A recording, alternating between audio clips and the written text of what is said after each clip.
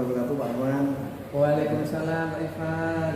Apa kabarnya? Alhamdulillah luar biasa baik. Pak Irfan sendiri bagaimana? Alhamdulillah baik Pak, sehat. Oke. Tetap semangat ini. Oke. Saya dengar Pak Rohman hari ini mau melakukan coaching ya. Iya betul. Kira-kira apa saja ini Pak yang sudah dipersiapkan dalam proses coaching? Yang jelas saya mempersiapkan kompetensi saya di dalam hal coach ini Pak. Jadi saya akan berusaha untuk menjadi coach yang baik tentunya, dengan cara memberikan pertanyaan-pertanyaan yang berbobot yang akan saya sampaikan kepada coach saya. Rencananya nanti saya akan menjadi coachnya. Yang menjadi coachnya adalah Bu Aisyah. Bu Aisyah. Iya, Bu Aisyah. Bu Aisyah kemarin ada saya ingin menyampaikan sesuatu yang menjadi permasalahannya beliaunya. Iya. Menarik Pak kalau kita rekan sejawat itu saling ada proses penguatan melalui penguatan kompetensi, peningkatan kompetensi melalui proses coaching ini Pak. Betul. Jadi kalau boleh saya tahu nih Pak, kira-kira hal-hal apa saja kompetensi yang ingin dikembangkan sama Pak Rahman dari proses coaching? Yang jelas saya akan menggunakan alur TESA untuk proses coaching pada kesempatan ini nanti yang akan saya lakukan dengan Bu Aisyah.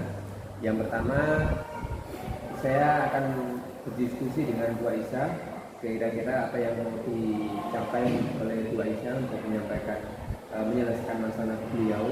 Jadi pertama adalah untuk tujuannya.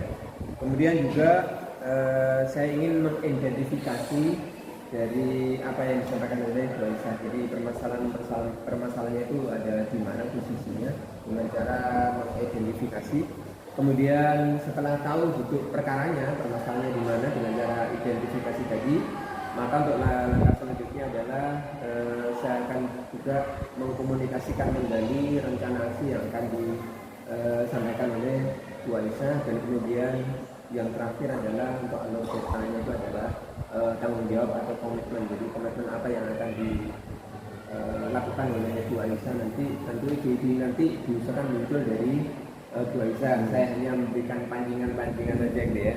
Dan kemudian yang akan saya kembangkan kompetensi coachingnya adalah saya berusaha untuk hadir penuh dalam saat coaching itu ya. Jadi saya menyingkirkan sementara apa-apa yang menjadi pemikiran saya fokuskan untuk proses coaching dengan Bu Aisyah ya. Kemudian saya akan mendengarkan aktif terhadap apa yang disampaikan oleh Bu Aisyah nantinya, sehingga ketika kita mendengarkan aktif maka kita akan menangkap segala informasi yang disampaikan oleh Bu Aisyah, kemudian memberikan apresiasi yang positif ya dengan cara mengangguk atau mungkin dengan kata-kata iya oke gitu ya. Itu kemudian selanjutnya adalah memberikan pertanyaan-pertanyaan yang berbobot ya, yang artinya mampu menggali permasalahan, kemudian menggali juga solusi yang akan disampaikan oleh Bu Aisyah sendiri selaku coaching nanti. Saya ingin memancing saja ya. Semoga pancingan saya ini bisa mengeluarkan dari permasalahan dan sekaligus mendapatkan solusi dari Bu Aisyah itu sendiri gitu ya. Jadi 3 kategorinya: hadir penuh, kemudian mendengarkan, kemudian memberikan pertanyaan yang berkualitas atau itu. Ya. Jadi dalam proses coaching ini Pak Roman akan berupaya untuk ini Pak ya, menggali potensinya Bu Aisyah dan mencoba sebenarnya menyelesaikan permasalahan itu melalui tangannya sendiri sebenarnya. Mulai hatinya sendiri. Tidak hanya mancing-mancing. Baik. Kira-kira nih Pak, kalau proses coaching ini berhasil, itu tandanya apa gitu Pak? Ada nggak kira-kira indikatornya kalau ini berhasil? Kira-kira apa ini bisa dilihat dari apanya Pak? Proses coaching ini berhasil? Yang jelas indikator coaching itu berhasil dari pihak Puji ya dengan pancingan-pancingan kita itu kan menemukan jalan keluar, solusi. Intinya apa? Ketika mendapatkan suatu masalah dari Puji ya, kemudian dengan bantuan coach untuk mengeluarkan pertanyaan-pertanyaan saktinya yang mampu mengeluarkan solusi dari yang disampaikan oleh pihak Puji gitu ya. Maka dengan pancingan-pancingan itu tadi dan mampu mengeluarkan alternatif solusi yang bisa dilakukan nantinya, itu akan bisa menjadi indikator bahwa proses coaching itu bisa berhasil dengan baik. Jadi masalah ada, ya. Solusi pun juga ada. Kemudian tinggal eksekusi dilakukan diimplementasikan gitu Pak ya.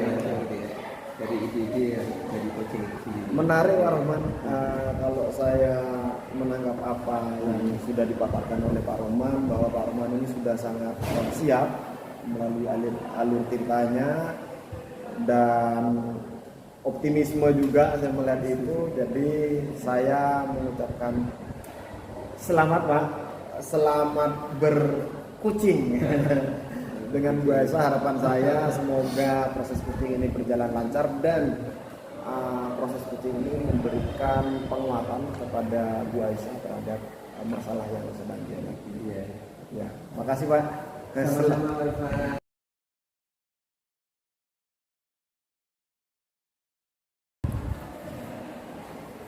Assalamualaikum warahmatullahi wabarakatuh, Pak Rahman. Waalaikumsalam Bu Aisyah. Gimana kabarnya? Alhamdulillah, ini Pak, banyak tugas saya bingung. Aduh. Banyak tugas ya Bu? Iya Pak. Makanya saya nyari Pak Rahman ini. Soalnya kok kayaknya meskipun Pak Rahman ini tugasnya juga banyak gitu, tapi kok selesainya kok bisa tepat waktu gitu duluan, sama itu gimana? Mau belajar ke Pak Rahman ini. Iya, jadi untuk pertemuan kali ini Bu Aisyah ingin menyampaikan dan mendapatkan solusi tentang Bu Aisyah yang sampaikan tadi, bahwa Bu Aisyah merasa banyak tugas gitu ya. Tugas Pak. Jadi tujuan kita pada percakapan kali ini adalah karena Bu Aisyah merasa berat beban barangkali gitu ya Bu Aisyah ya. Iya Pak. Banyaknya tugas gitu ya. Sulit ngatur waktunya gitu loh Pak. Iya Bu Aisyah. Selanjutnya kira-kira mungkin Bu Aisyah bisa menyebutkan ya kira-kira tugas-tugas apa saja mungkin yang Bu Aisyah mendapatkan ya dari sekolah tentunya ya, atau mungkin juga tugas-tugas di rumah mungkin Iya. Ya, mungkin tugas apa saja Bu Aisyah Di sekolah ini di sekolah rangkep saya Pak. Iya. Selain tentunya ngajar ya Pak. Iya itu. Yang saya harus berangkat pagi-pagi itu jam 6 Pak. Padahal di rumah itu kadang belum beres itu Pak. Sudah masak tapi belum bersih gitu. Jadi saya tinggal langsung berangkat ke sekolah. Iya. Di sela-sela waktu tidak ngajar saya kosong pergantian dan sebagainya, saya membina KSN Pak. Iya. Sambil membina KSN, saya membina tahfidz juga ini Pak. Iya. Setelah itu, ya itu masih di sekolah seperti itu rasanya Pak. Mau menyiapkan bahan untuk saya mengajar saja itu Pak, sulit gitu Pak. Padahal saya ingin itu, saya ngajar itu bisa lebih baik gitu dengan memanfaatkan media, nyari media, kemudian koreksi, betul-betul bisa koreksi dengan apa ya, cepat gitu juga Pak. Iya, kan ngajarnya 6 kelas persennya juga tidak banyak gitu Pak. Iya. Ya seperti itu. Akhirnya saya keteteran, bingung juga. Ada beberapa malah yang akhirnya ya tidak bisa saya kerjakan gitu Pak. Atau bisa saya kerjakan tapi setengah gitu. Yang saya yakin nanti hasilnya kalau seperti itu tidak bagus juga menurut saya. Iya. Jadi tugas-tugas banyaknya itu ya Bu Aisyah tadi sempat sampaikan ya, tugas pokok tentu mengajar itu ya. Kemudian lagi membina KSN ya, KSN. Kemudian juga membina tahfidz atau mungkin BK Haji ya, BK Haji itu tahfidz. kemudian belum lagi urusan persiapan di rumah masa pagi hari gitu ya, Mbak Isa tadi sempat menyampaikan kayak gitu. Kemudian juga Bu Isa punya keinginan untuk menyiapkan bahan ajar sebagai media atau pada saat ngajar enak ngajarnya ya kalau ada bahan ajarnya itu ya. Kemudian belum lagi kalau ada koreksian jumlah kelas 6 kelas Bu Isa ya, 6 kelas kemudian akhirnya semua itu Bu Isa tadi sempat menyampaikan hanya bisa dilakukan tidak sempurna ya, setengah gitu ya. Iya ya. Kemudian kira-kira yang ingin Bu Isa inginkan, gitu ya, menurut Bu Isa dengan banyaknya tugas itu seperti apa? Saya itu sebenarnya ingin tidak banyak tugas, bisa fokus gitu loh Pak. Bisa fokus. Jadi kalau ngajar saya fokus, jadi mulai dari menyiapkan kerangka dan lain sebagainya, sehingga saya ingin yang awalnya itu saya ingin memberikan pembelajaran yang berdiferensiasi, pembelajaran yang menyenangkan. Itu ya seperti itu Pak, akhirnya dengan apa adanya masuk kelas gitu. Setelah selesai pembinaan masuk kelas, setelah selesai ngajar pembinaan lagi. Atau kadang ya sambil membina KSN ada anak-anak yang BTHK, ya saya laksanakan dua-duanya itu. Jadi seperti itu. Jadi saya hanya sebenarnya ingin fokus saja gitu. Sehingga yang saya harapkan itu hasilnya bisa maksimal gitu. Anak-anak di pembelajaran saya nyaman, kemudian saya di pembinaan KSN juga saya ingin betul-betul bisa memberikan yang terbaik dan target saya masuk sekolah semua gitu. Ya seperti itu pertama. Tadi Mbak Isa sempat menyampaikan bahwa sebenarnya keinginannya Bu Isa itu tidak banyak tugas kayaknya ya. Iya. Tapi kan realnya yang Mbak Isa tadi sampaikan gitu kan, harus mengajar, harus membina KSN, ya, harus tahfidz gitu ya.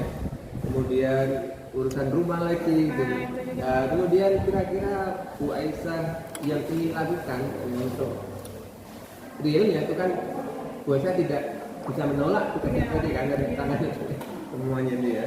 Nah kira-kira ide-ide Bu Aisyah yang mungkin bisa sampaikan supaya semua bisa berjalan dengan baik barangkali apa kira-kira Bu Aisyah? Kalau saya itu di sementara ini masih saya jalankan semua gitu Pak, meskipun saya sampaikan setengah-setengah semua gitu Pak. Saya ingin betul-betul memanfaatkan waktu secara efektif, efisien. Saat saya ngajar, saya juga bisa sudah memberikan pembelajaran yang baik gitu ya Pak. Saat saya KSN, saya juga harus mempersiapkan diri saya, apa yang ingin saya materi yang ingin saya berikan ke anak-anak, sehingga meskipun anak-anak bisa belajar secara mandiri, tetapi kan saya sebagai pembinanya juga harus bisa mengawal mereka. Nanti saat mereka yang ada tidak paham kan saya yang harus membantu mereka gitu. Ya jadi saya harus bisa ngatur waktu. Jadi intinya di situ. Tidak, kalau misalnya tugas rumah inginnya saya selesaikan, kalau di rumah menyelesaikan tugas rumah gitu Pak. Di sekolah ya saya mengerjakan semua tugas sekolah, meskipun kenyataannya kadang meskipun di rumah ya masih mengerjakan tugas sekolah gitu Pak. Akhirnya ya yang saya korbankan kadang ya memang di rumah gitu Pak. Di rumah ada yang sebagian tugas saya alihkan, jadi saya berbagi dengan semua anggota keluarga di sekolah, karena memang tugas saya pribadi itu memang harus saya selesaikan gitu Pak. Jadi ngatur waktu efektif dan efisien itu yang bisa saya ingat. Jadi dari banyak yang tugas itu tadi dengan menumpuknya tugas ya Bu Aisyah ya. Bu Aisyah tadi menyampaikan ide-ide untuk solusinya ya. Yang Bu Aisyah sampaikan tadi yang pertama yang jelas ingin menjalankan semua dari beban-beban tugas yang diberikan ya. Kemudian tadi Bu Aisyah juga menyampaikan ingin atau harus memanfaatkan waktu dengan baik ya dan efisien ya. Kemudian juga Bu Aisyah menyampaikan untuk pembinaan KSN ya, di titik tekan KSN ini Bu Aisyah juga menyiapkan diri untuk pembinaannya, kemudian juga minta siswa untuk bisa belajar mandiri dengan baik, gitu ya. Nah, ketika kemudian Bu Aisyah ada waktu luang, ada mengajar, itu bisa mendampingi, membina anak-anak SN, gitu ya, seperti itu. Kemudian berkaitan dengan tugas keluarga, Bu Aisyah bisa berbagi ya dengan anggota keluarga yang lain, gitu ya. Kemudian kira-kira di samping memanfaatkan waktu dengan baik secara efisien, kira-kira ada ide lain Pak Isa yang bisa disampaikan untuk solusinya? Saya biasanya dengan menggunakan skala prioritas, Pak. Iya. Jadi apa yang menurut saya perlu didahulukan itu harus saya dahulukan gitu.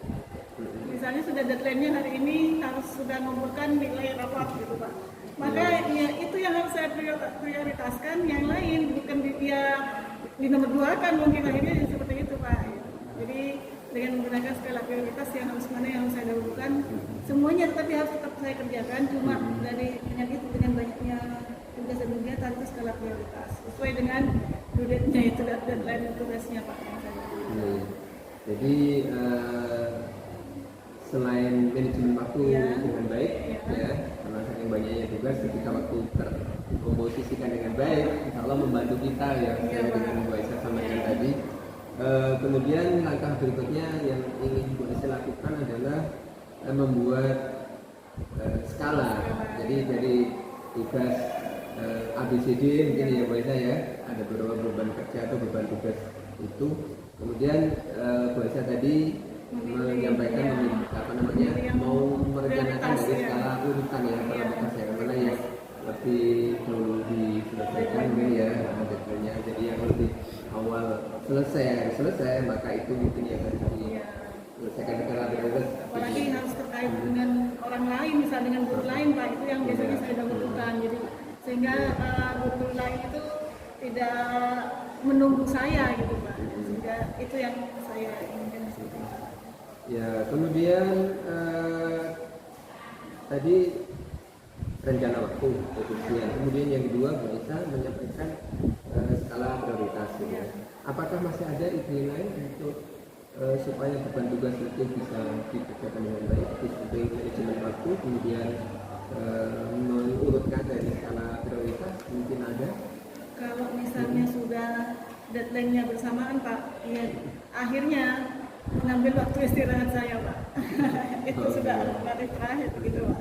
Jadi misalnya saya yang harusnya sudah beristirahat itu misalnya jam 9, itu harus saya mundur gitu, Pak, sehingga sampai jam 11 sampai selesai, betul-betul selesai gitu, Pak. Kalau memang sudah mengharuskan deadline-nya sudah bersamaan dan semua harus selesai, ya seperti itu. Tapi itu kan hanya mungkin waktu-waktu tertentu saja yang seperti itu yang menurut saya, sehingga bagi saya sebenarnya tidak masalah juga kalau misalnya jam istirahatnya agak berkurang sedikit. Yang penting semua tugas bisa saya selesaikan sesuai dengan waktunya dan juga tidak mengganggu teman-teman yang lain karena saya yang belum selesai. Jadi ada 3 itu yang sebenarnya saya sudah mulai merancang gitu, Pak. Yang pertama tadi tentang prioritas, kemudian tentang manajemen waktu, ya betul-betul diatur biar waktunya tidak ada yang waktu yang seharusnya saya bekerja tapi ternyata saya diajak teman-teman ngomong itu jadi harus benar-benar bisa mengatur waktu dengan tegas gitu istilahnya. Dan kemudian tadi Pak Isa menyampaikan satu lagi ya, merupakan waktu sendiri gitu ya. Jadi jam istirahat mungkin berapa jam kalau Pak Isa istirahat di rumah itu biasanya. Maka kalau sore begini ya, gimana kalau waktu istirahat biasanya Pak Isa? Saya jam 9 malam itu biasanya istirahat, Pak, karena kalau nggak bisa masih kalau pulang sekolah nggak bisa istirahat karena ngantar anak ngaji. Ya nanti dari maghrib sampai isya itu sudah sampai sekian itu sudah aktivitas saya dengan keluarga. Dan setelah itu saya selesai. Tapi kalau misalnya ada tugas lain setelah anak-anak tidur baru saya kerjakan tugas yang lain. Jadi waktu istirahat malam berkurang Iya, ya. berkurang. Kemudian kira-kira ada mungkin orang lain yang bisa diajak untuk barangkali meringankan bebannya Bu Aisyah? Orang yang dilibatkan barangkali seharusnya untuk Dari beberapa tugas ya memang saya tidak bisa bekerja sendiri Pak Roman. Tetap harus, kan saya juga terbatas sekali gitu kegiatan saya. Jadi yang pertama yang saya ajak kerjasama mungkin anak-anak dulu ya Pak, siswa, baik itu di pembinaan KSN atau konflik itu betul-betul juga harus mengerti kondisi saya gitu, sehingga saat saya bisa jam sekian anak-anak harus konten datang ke saya jam sekian. Yang kedua ya bersama teman-teman juga, jadi saling membantu istilahnya lah Pak. Saling bantu, misalnya betul-betul saya nggak bisa, insya Allah saya minta bantuan teman-teman. Di pekerjaan di rumah juga berbagi dengan keluarga itu juga merupakan suatu hal yang sudah seharusnya saya lakukan agar semua bisa selesai tugas rumah dan sekolah. ya. Jadi di samping manajemen waktu Ya. harus baik, kemudian juga Bu Aisyah menyampaikan bahwa mau melibatkan Iya, banyak orang orang ya di luar Bu Aisyah. melibatkan banyak orang saya nanti Pak. Tadi Bu Aisyah menyatakan bahwa melibatkan siswa, ya, contohnya di situ Ya. untuk KSN ya. Iya, jadi siswa KSN disuruh belajar mandiri, jika mungkin ada masalah barangkali ya kemudian Iya. diskusikan gitu ya. Kemudian juga Bu Aisyah menyampaikan kerja tim ya dengan rekan Iya, Pak. guru yang lain ya, berbagi tugas mungkin ya, minta bantuan ya. Minta bantuan, kan. Kemudian kalau di rumah juga berbagi tugas dengan keluarga. Nah kemudian dari rencana-rencana yang sudah jenengan sampaikan tadi, yakni manajemen waktu ya, kemudian mengurutkan dari skala prioritas, kemudian melibatkan murid atau bapak ibu guru yang lain, kemudian juga keluarga. Kira-kira langkah awal yang jenengan lakukan, kira-kira pilihan yang awal yang mana? Saya yang pertama saya lakukan itu ya dengan murid dulu Pak, karena ini kan juga terkait saya dengan anak-anak gitu Pak, dengan murid saya tentang tugas saya, misalnya ya tentang gimana di KSN gitu. Jadi anak-anak kalau sama saya misalnya saya kasih tugas belajar mandiri mengerjakan soal ini, nanti jam sekian ibu datang, maka kita akan membahas soal yang sudah kalian bahas gitu Pak. Jadi seperti itu. Kemudian saya ada senggang waktu, biasanya saya juga ada anak-anak yang di konflik itu saya bilang, ibu misalnya jam sekian sampai jam sekian, jadi kamu harus on time datang ke saya jam sekian, jadi semua bisa jalan. Itu kalau yang di sekolah. Kalau yang di rumah, ya setidaknya lah kalau di rumah itu apa yang bisa dikerjakan bersama dikerjakan bersama gitu, sehingga tidak menggantungkan diri hanya sama saya. Jadi anak-anak saya biasakan untuk mandiri karena sudah bisa, setidaknya ya seperti itulah Pak. Termasuk berbagi dengan Tuhan juga ya. Ya, yang penting sama-sama mengerti gitu Pak. Mengerti bahwa kita memang punya tugas lain lagi selain tugas. Jadi dari sisi komitmen atau tanggung jawab untuk Bu Aisyah akan memberikan pemahaman kepada siswa untuk bisa memahami ya. Kemudian ketika Bu Aisyah tidak ada misalkan pada saat KSN, Bu Aisyah tidak ada, untuk bisa fokus belajar secara mandiri dulu ya. Kemudian juga ketika ada yang Waktu nanti saya membahas gitu. sehingga ketika ketemu dengan ini kan fokus di apa yang nggak tahu ya, gitu ya. Nah, jadi luar biasa Bu Aisyah, dari percakapan kita hari ini, kira-kira apa yang Bu Aisyah dapatkan? Alhamdulillah Pak, dari bincang-bincang kita hari ini ya Pak, saya merasa lega ini Pak, karena saya lebih bisa merancang gitu sudah. Jadi apa yang harus saya lakukan lebih awal itu sudah ada di bayangan saya untuk bisa segera saya terapkan agar saya tidak keteteran sendiri gitu Pak. Kemudian dari percakapan kita juga saya menemukan ya, solusi-solusi seperti itu dan lebih lega rasanya Pak, bisa menyampaikan unek-unek saya, bisa menyampaikan gitu ke Pak Rahman gitu, dan Pak Rahman alhamdulillah juga memberikan ini pencerahan gitu Pak tentang ya meskipun Hanya memancing. ya, Ide itu dari penyanyian. iya, dan ini ingin saya lakukan dari sekarang ini. Ya, terima kasih Bu Esa. Ya Pak Rahman, saya terima kasih Pak Rahman sudah Pak Rahman menyediakan waktu Sudah untuk bisa saya. menjadi teman curhatnya Bu Esa untuk Iya. membantu ya Iya. dengan pertanyaan-pertanyaan saya, kemudian Bu Esa ternyata mampu mengeluarkan ide-idenya Bu Esa untuk mendapatkan solusi dari Bu Esa yang sudah sampaikan tadi. Ya, semoga bermanfaat untuk Bu Esa bisa menyelesaikan masalahnya dengan baik ya. Mungkin itu Bu Esa. Iya Pak, terima kasih banyak saya Pak Rahman sudah Pak Rahman bersedia meluangkan waktu untuk saya. Ya, Pak. Terima kasih banyak ya Pak Rahman. Saya akan Pak ini langsung aja Pak. Ya, ya, ya. Waalaikumsalam warahmatullahi wabarakatuh.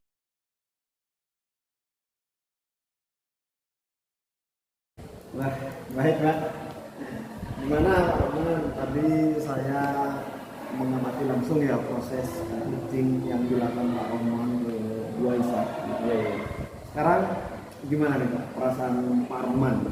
Apa yang sudah dilakukan dan menjadi indikator tercapaian yang kita bicarakan tadi pada saat sebelum proses coaching dimulai, kira-kira gimana Pak tercapaian dari indikator itu dari Jadi dari proses coaching saya tadi yang Bu Aisyah menjadi intinya ya, maka indikator yang saya rasakan bahwa coaching saya itu tercapai gitu ya, Bu Aisyah sebagai coach itu bisa menemukan solusi terhadap permasalahan, itu adalah masalah kunci. Jadi ini masalah, kemudian ada solusi.